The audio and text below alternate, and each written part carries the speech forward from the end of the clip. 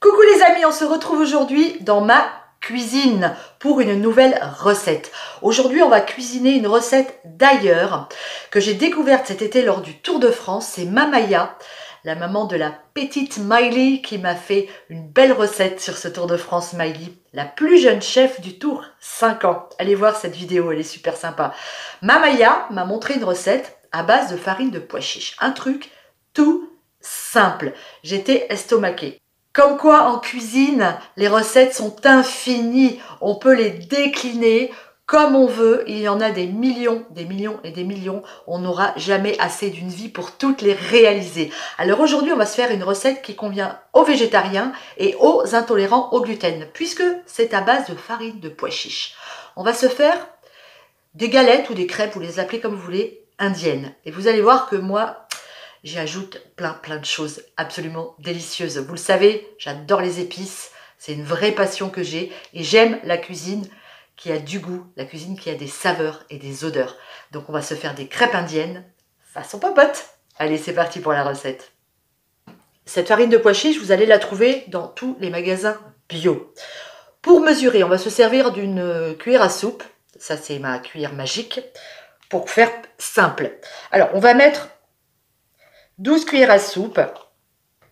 C'est pas une science exacte, hein. L'idée, c'est d'avoir l'aspect d'une pâte à crêpes, tout simplement, vous allez voir. J'ai arrêté de compter d'ailleurs.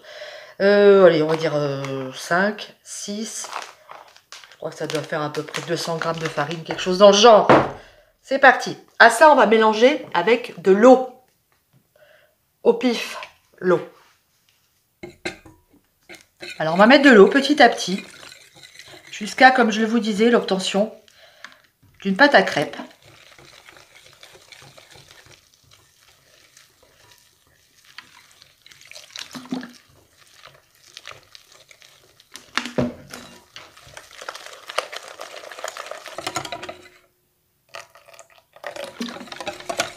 Ouais, ça me paraît bien là, vous voyez? Allez, je pense qu'on est pas mal. Maintenant, on va ajouter une demi-cuillère à soupe de curcuma. On va mettre une demi-cuillère à soupe, donc l'équivalent d'une cuillère à café, de curry. On va saler.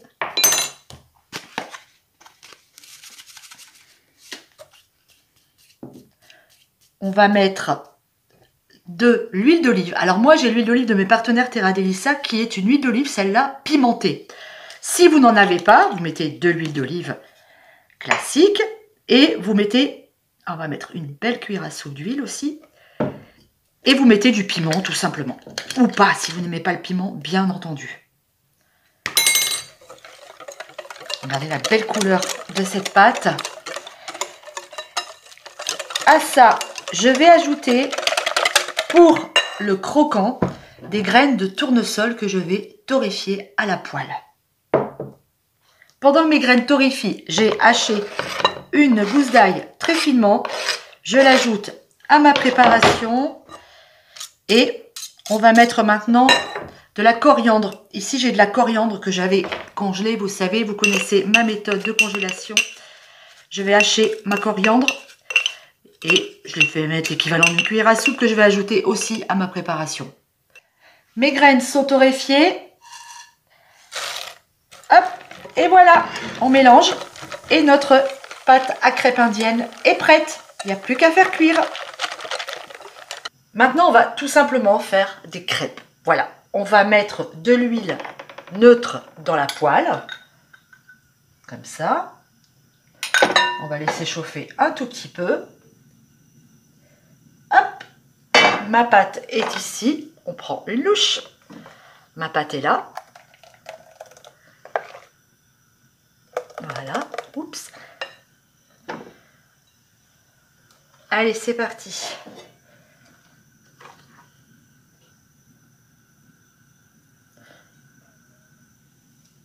Ma poêle était peut-être pas assez chaude, mais c'est pas grave. Voilà, j'étale ma crêpe tout simplement. Vous laissez votre crêpe cuire comme une crêpe classique avant de la retourner. Ok, quand elle est sèche sur le dessus, je vais peut-être rajouter un tout petit peu d'huile comme ça pour la retourner. Hop, voilà. Et je retourne ma crêpe. Parfait. Voilà. Oups. Voilà. Et on laisse cuire de l'autre côté. Pareil. Et on laisse bien dorer, hein, surtout. Hein. Alors, n'hésitez pas à la retourner plusieurs fois pour qu'elle soit bien cuite et bien sèche. Hein? Regardez l'aspect.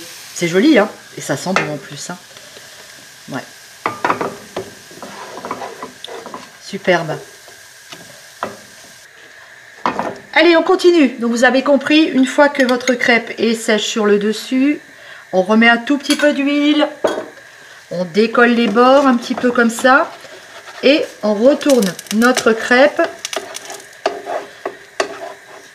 Voilà, pour la faire cuire de l'autre côté.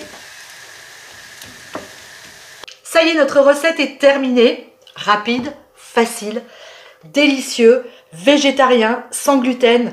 Ces galettes-là, elles n'ont que des qualités. Regardez ça, j'ai fait 4 jolies galettes. Alors, soit vous les mangez toutes seules.